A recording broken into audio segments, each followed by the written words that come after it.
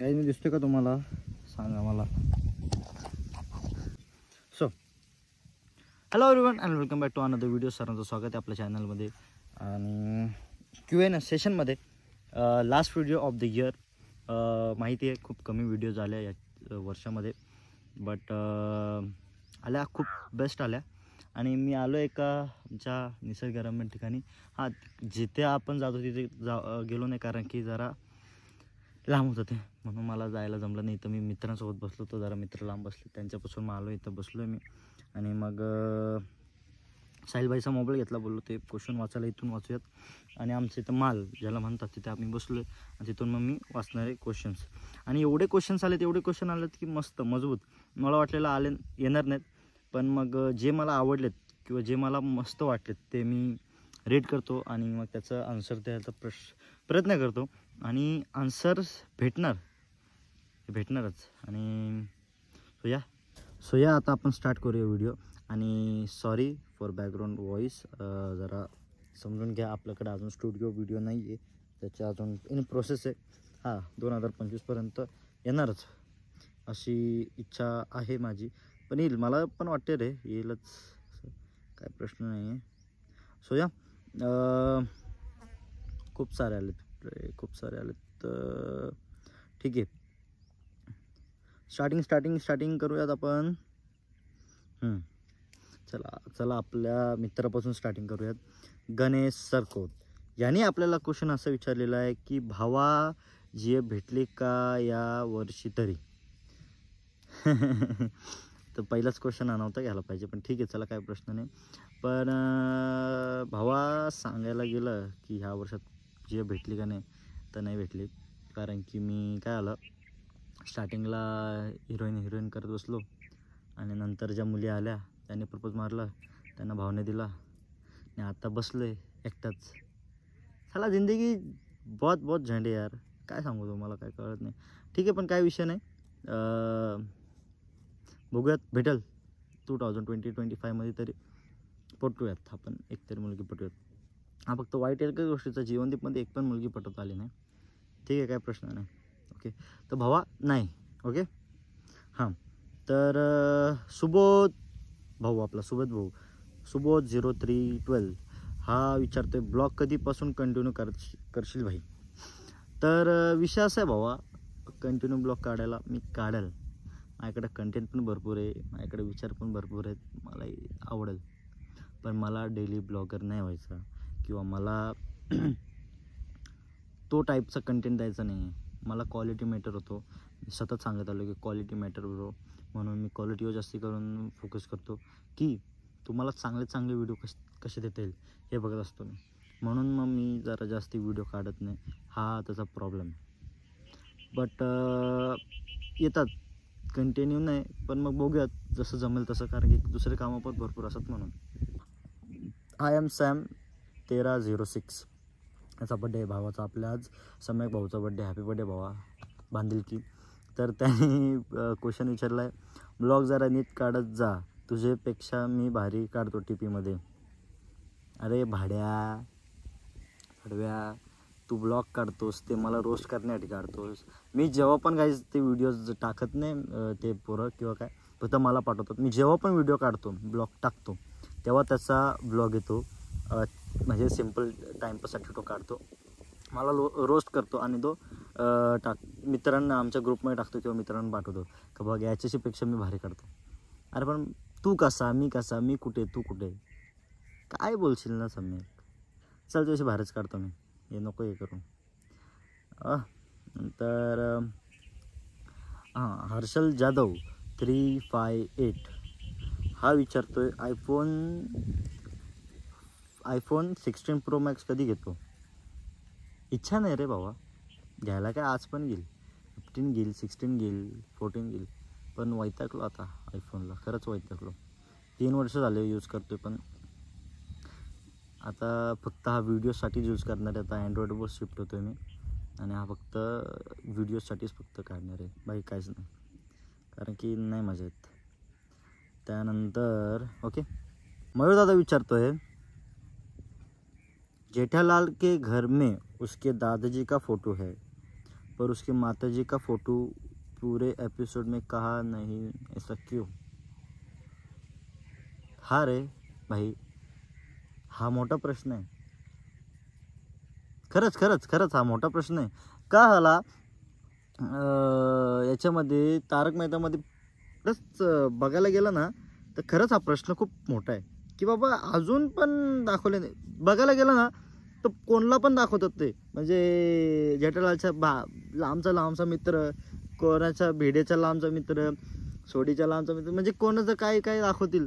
पण कधी हे गोष्टीने दाखवल्या की बाबा त्याच्या आईचा फोटो झाला किंवा दया भाभीच्या आईला एकदा दाखवलेलं, पण काय माहिती मिस्ट्रीज आहे अजून. म्हणजे खूप सारे असे मिस्ट्रीज आहेत की बाबा ते अजून सॉल्व्ह नाही केलं त्यांनी, आणि खरं दाखवलं पाहिजे. अरे खूप मोठी गोष्ट आहे. नंतर अनुज सावंत 2002 विचारतोय, न्यू जे भेटली का? भेटली असेल तर हिरोईनचा फोटो दाखव. अच्छा, म्हणजे तुला न्यू जी एफचा फोटो बघायचा आहे का हिरोईनचा फोटो बघायचा आहे? तर बघ, न्यू जी एफ तर भेटली नाही आहे म्हणून तिचा फोटो तर दाखवू शकत नाही. आणि हिरोईनचा फोटो तर तुम्हाला सर्वांना माहिती आहे किती मिस्ट्रीज राहणार आहे, ती लवकर काय भेटणार नाही. म्हणजे फोटो खूप वर्षानंतर 10-15 वर्षानंतर मी सर्वांना दाखवेल हिरोईन कोणती. ओके, सो हिरोईनच्याबद्दल आता काही विचारू नका जास्त करून, दिसतं तिथं नका हे करून. त्यानंतर मेरी माँ हमारी बहन नंदिनी गोडांबे विचारते, 12th पास होशील का? नाही, आणि किती पर्सेंटेज? अरे माँ 12th, अरे आरामात यार, कसं पण पास होणार आहे, कारण की आपलं जीवनदीप जिंदाबाद. आपण तिथं छाप चांगली पाडलेली 2 वर्षात, खूप चांगले आपले बॉन्डिंग झाले सर्वांशी, म्हणून आपण तर पास होणार चांगलं पर्सेंटने. टेन्शन घेऊ नको तू त्या गोष्टीचा. त्यानंतर हां, भाविक काय वाचा तुम्ही. हां, तर ती माझी मैत्रीण भावी, ती विचारते, तू एवढा चांगला का आहेस रे? अरे बापरे अरे बापरे, थँक्यू गाईज. फर्स्ट टाइम कोणतरी एवढं चांगलं म्हटलं की बाबा तू इतकं चांगलं का आहेस. इतकं चांगलं आहे मी, खरंच भावी, मी खरंच इतकं चांगलं आहे. माझ्या मित्रांना अशी जर तू बोललीस ना तर ते बोलतील हा नाही, मी खरंच मनावरून खूप चांगलं आहे. ते तुला माहिती आहे काय, खूप लोकांना माहिती आहे, माझ्या मित्रांना पण माहिती आहे, पण साले ते कधी बोलणार नाही का, नाही आवडत त्यांना साल्यांना. पण मी चांगला काय तर बघ, चांगुलपणा हा माणसामध्ये असावाच, कारण की चांगला नसेल तर मग माणूस माणसाला डावळला जातो, कारण की मग त्याची इज्जत जास्त होत नाही, त्याला जास्त प्रेम भेटत नाही. म्हणून चांगुलपणा सगळ्यांना दाखवायचा की माणूस हा किती प्रेमळ आहे, किती स्वभावाने चांगलं हे दाखवायचं असतो, म्हणून चांगलं राहायचं. आता मी तुझ्याशी चांगला काय तुला असं का वाटतं, कारण की मी तुला तुझ्याशी कधी पण चांगलाच वागलो आहे, कारण की वाईट वागायचा प्रश्नच नाही, आणि मी वाईट वागतच नाही, म्हणून त्याचा काय एवढा विषय नाही. सो थँक्यू सो मच हा प्रश्न विचारल्याबद्दल, खूप चांगलं वाटलं. त्यानंतर हां, DRX प्राजक्ता गोंधळी, माझी बहीण, माझी खूप चांगली मैत्रीण आहे. ब्लॉगमध्ये बघितलं असेल तुम्ही, जेव्हा मी चंदीगडहून येत होतो तेव्हा मला 3 मुली भेटल्या होत्या बघा, त्यातली एक प्राजक्ता ताई आहे. ती मला विचारते, भावा भेटणार कधी आहेस? अगं ताई, मला खूप इच्छा आहे तुला भेटायची, मनीषा ताईला भेटायची, अजून आपली प्रिसिताला भेटायची, पण काय करणार यार, टाईम भेटत नाही आहे, किंवा खूप बिझी आहे, किंवा सगळ्या गोष्टी मॅनेज करता येत नाही. पण नक्की तुला भेटणार मी, नक्की भेटणार, आपण भेटूयात, लवकरच भेटूयात ताई, आणि कॉंग्रॅच्युलेशन. आणि त्यानंतर अपना ऋतु भाई पूछ रेला है अपना नेक्स्ट कोलॅब कब? ब्रो जल्दी ब्रो. ऋतुराज माझा डायरेक्टर, माझा प्रिय मित्र, लवकरच आपण कोलॅब करू, काहीतरी चांगला खतरनाक वाला कोलॅब करू, काहीतरी बिग सोच के रख तू कुछ तो भी. मी शिरोळबद्दल विचार केला आहे, तो अजून त्याच्यात अजून भरटाक, आणि आपण बेस्ट काहीतरी काढूयात, नक्की काढूयात हा हे लोक. त्यानंतर हिचं नाव मला अजून आलं नाही रे, नोडा शोन काय नोडा शोन का काय, दादा मला तिचं नाव माहिती आहे, मनस्वी शेलार, माझी खूप चांगली जवळची मैत्रीण. ती मला विचारते, do you even miss me or have regret about over friendship? Regret, हां, म्हणजे बघ माऊ, मी तिला प्रेमाने म्हणजे लाडाने माऊ म्हणतो. माऊ, मिस करतो तुला, कारण की काय, जसं बॉन्डिंग आपलं पहिलं होतं, जसं आपण डेली बात करायचो, डेली व्हिडिओ कॉल किंवा मेसेजवर बोलायचो, ते आता कमी झालं आहे, खूप कमी झालं आहे. वर्ष झालं आपलं कमी झालं आहे. म्हणून मग मला ती गोष्टीची जरा वाटते की की बाबा आपलं त्यामुळं मी मिस करतो. आणि रिग्रेट नाही गं, फ्रेंडशिपबद्दल रिग्रेट का होणार? आपलं फ्रेंडशिप हा असं होतं की बाबा फ्रेंडशिपचा अर्थ काय असतो? निस्वार्थ प्रेम. हा मैत्रीचा डेफिनेशन आहे की मैत्री ही एकदम चांगल्या पद्धतीने असते ती. त्यात नाही का रिग्रेट नाही, रिग्रेट कधीच होणार नाही. तू तिकडे खुश, मी इकडे खुश, बस साला और क्या चाहिए जिंदगी में. हे बघ, त्यामुळे तू स्वतः पण असं स्वतःला मनाला लागू नको घेऊस की बाबा रिग्रेट काय काय. मला पण होत नाही, तू पण नको होऊन देऊस.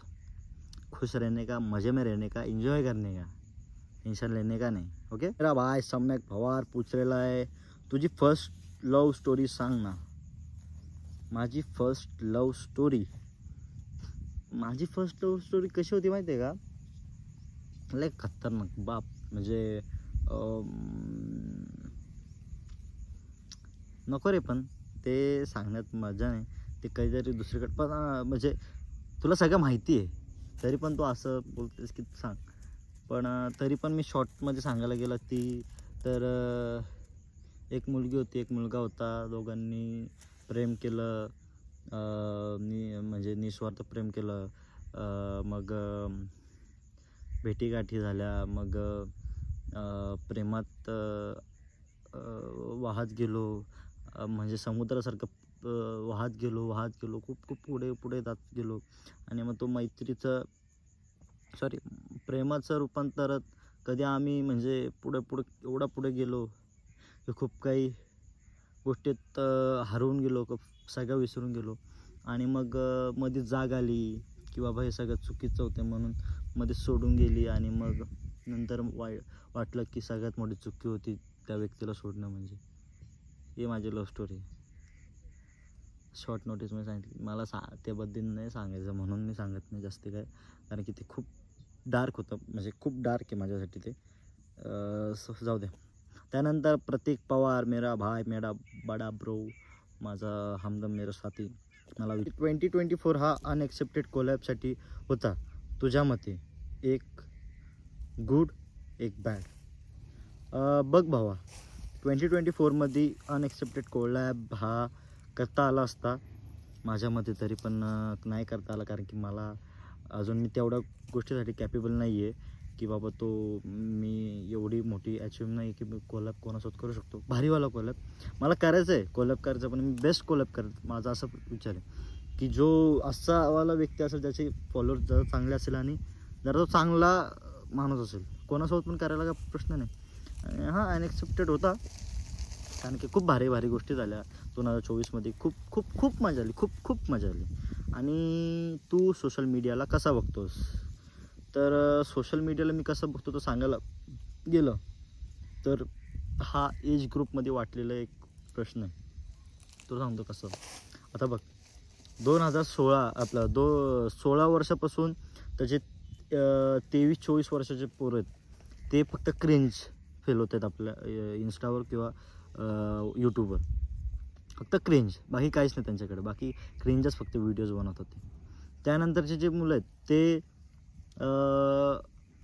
यूट्यूब किंवा इंस्टावरून अर्न करत आहेत, काहीतरी अर्न करतात, पैसे मिळवतं साधन, आणि ते घेत आहेत, काहीतरी घेत आहेत. आणि जे अबाउट 40 आहेत ते देत आहेत त्यांचा अनुभव, त्यांचा एक्सपिरियन्स देतात आणि त्याच्यातून कमवतात. असं आहे. तर मी सोशल मीडियाला असं बघतो आहे की बाबा पैसा कमवायचा साधन आहे हा, पण आपल्याला घेता यायला पाहिजे. खूप पैसा आहे हे सोशल मीडियामध्ये, पण तो तुम्हाला करता यायला पाहिजे, तुम्हाला जमता यायला पाहिजे. आजकाल मी बघतो आहे, आज मला 3 वर्ष झाले मी यूट्यूब करतो आहे, पण मी अजून त्यातून काही अर्न करत नाही. पण 1 वर्ष किंवा 6 महिन्याआधी केलेली यूट्यूब चॅनल स्टार्ट केलेले पोरं आज मिलियन्स कमवत आहेत. ते का? तर ते क्रिंज फील होतात किंवा त्यांचं काहीतरी वेगळं काहीतरी डोकं आहे. मी तसं करायला काय नाही, करू शकतो, पण मी त्यात अजून यूट्यूब बघायला गेलो ना, हा माझा इग्नोर करा. तर यूट्यूब हा माझा प्लॅन बी आहे जर काय झालं नाही तर, कारण की मी 24 आवर्स किंवा ऑल टाईम यूट्यूब करू शकत नाही, थोडा प्रॉब्लेम्स आहेत त्या कारणामुळे. ओके. तर ओके, आणि त्यानंतर आता शेवटचे 2 क्वेश्चन उरलेत. आमिर भाई आणि ऋतिक पवार याचं. ऋतिक पवार हा माझा छोटा भाऊ आणि आमिर भाई आपला दोस्त. का हाऊ वॉज युअर इयर हा आपला ऋतिक भाई विचारतोय आणि आमिर भाई विचारतोय तुला 2024 कसा गेला. तर 2024 हा माझ्यासाठी सगळ्यात भारी किंवा चुम्मेश्वरी इयर होता. कारण सांगतो, हसू नका माझं. साहिल भाई आणि चिन्हे भाई रोहन भाई तो उभे ते बघतायत व्हिडिओ काही बसून, पण ते काय एक शब्द बोलले नाही. हां तर कसा गेला तर मग खूप भारी होतं माझ्यासाठी हा वर्ष. म्हणजे वर्ष स्टार्टिंगच एवढी भारी झाली ना, खूप छान झाली. स्टार्टिंगच खूप भारी गेली. म्हणजे ते 2 वर्ष म्हणजे जानेवारीचे 2-3 आठवडे फुल पैसा कमावला, फुल नाम कमाया, फुल मस्त मजा की. त्यानंतर अलिबागला फिरायला गेलो. दीदी, जिजू, मी, भक्ती, दिया दीदी आम्ही सगळे तिकडे एन्जॉय केली. त्यानंतर आलो परत, पैसा कमाया, नाम कमाया, फुल एन्जॉय केलं. आणि मग फेब्रुवारीमध्ये पण तेच चालू होतं, मार्चमध्ये पण. नंतर मग एप्रिलमध्ये जयंती आपली होती, तर त्याच्यात फुल सगळं मॅनेजमेंट आम्ही केलं किंवा मजाही आम्ही केली. खूप मजा आली. नंतर मे महिन्यामध्ये माझ्या आयुष्यात सगळ्यात पहिली ट्रिप मी केली out of Maharashtra. First ever trip, best trip माझ्यासाठी होती ती. जिजू आणि दीदी हे तिकडे राहायला गेले आपल्या चंदीगडला आणि त्यांच्यासोबत आम्ही गेलो होतो त्यांना सेटल करायला, मी आणि भक्ती. पण तो मे महिन्यात आम्ही महिनाभर आम्ही तिथं होतो, पण एवढी एन्जॉय केलं आम्ही, एवढी मजा केली. मला एवढं वाटत नव्हतं की मी एवढं लांब आहे माझ्या घरापासून किंवा माझ्या गावापासून, पण ते फीलच नव्हते का. तर तिथं मजाच, ती वाईबच वेगळी होती. खूप मजा केली. ते पमीपाजी, ते आपले पुनीतजी, अजून ते म्हणजे माहोलच तयार झाला होता तिकडे. फुल मजा यायची फुल. त्यात आम्ही गेलो शिमला. जे शिमलाचे फोटोज किंवा व्हिडिओज आपण इकडे बघतो, तिथे मी जाऊन तिथं फोटो व्हिडिओ काढून आलो. ते सगळं माहोल बघितलं. खूप भारी आहे आणि ते बघण्यात मजा आली. त्यामुळं मे महिना माझ्यासाठी तसं चांगलं गेलं. नंतर जून, जुलै, ऑगस्ट मी कॉलेजला जरा टाईम दिला. कॉलेजमध्येच टाईम स्पेंड केला, जरा एन्जॉयमेंट केली. खूप मजा आली. त्यानंतर मग सप्टेंबर, ऑक्टोबर पण कॉलेज आणि काम याच्यात गेलं. नोव्हेंबर पण पूर्णपणे कामात गेलं. आणि डिसेंबर हा चांगला गेला पण वाईट पण गेला. जरा प्रॉब्लेम्स झाले आणि दरवर्षीप्रमाणे म्हणजे मागच्याही वर्षी बड्डे नाही करता आला आणि ह्याही वर्षी बड्डे नाही करता आला. असू द्या, काय प्रश्न नाही, पुढच्या वर्षी करूया, जोरात करूया. तर संपले सगळे क्वेश्चन. 18 होते, 18च्या 18 दिले क्वेश्चनचे आन्सर आपण. आणि मी सांगतो, मला खूप जणांनी हाच क्वेश्चन विचारला की 2024 कसा गेला. बघा, हा आपल्यावरती 2024 हां तर आपल्यावरती आहे की वर्ष कसं घालवायचं. जर चांगला घालवायचं तर चांगलं, वाईट घालवायचं तर वाईट. ते रोलर कोस्टर राईडसारखं असते, अप डाऊन येतच राहते. म्हणून आपल्यावरती आहे कसा हा एन्जॉय करत जायचं. माझ्या सॅडनेस पण झाले, वाईट गोष्टी पण झाल्या, चांगल्या गोष्टी पण झाल्या. पण चांगल्या गोष्टी खूप घडल्या. का तर मी घडून आणल्या. तुम्ही स्वतः घडून आणा तर तुमच्यात होतं आहे, आणि जर वाईट घडून आणलं तर वाईटच होतं. मला माहिती आहे की 2024 हा माझ्यासाठी सगळ्यात बेस्ट जाणार. 2025 हा माझ्यासाठी सगळ्यात बेस्ट जाणार आहे. का तर मी त्याला चांगला करणार आहे, माझ्या पद्धतीने त्याला घडवणार आहे, म्हणजे माझ्या पद्धतीने त्याला वळण देणार आहे, म्हणून हा चांगला जाणार आहे. तर एन्जॉय करणार आहेत. मी पण एन्जॉय करा, तुम्ही पण एन्जॉय करा, फुल एन्जॉय करा. 31st आहे तर 31st जरा गाडी सावकाश चालवा किंवा एन्जॉयमेंट करा, पण जरा सावकाश करा, कारण की विकेट खूप पडतात. आणि भेटत आपण 2025मध्ये. खूप चांगल्या गोष्टी येणार आहेत. म्हणजे सांगायला गेलं तर बाप येणार आहेत. 2025 आणि 2026 खूप बाप कर. सो या एवढं सांगायचं होतं की प्रेम करा, लाईक करा, कमेंट. भेटूया लवकरच नवीन व्हिडिओमध्ये आणि नवीन वर्षामध्ये. Stay tune. Bye bye.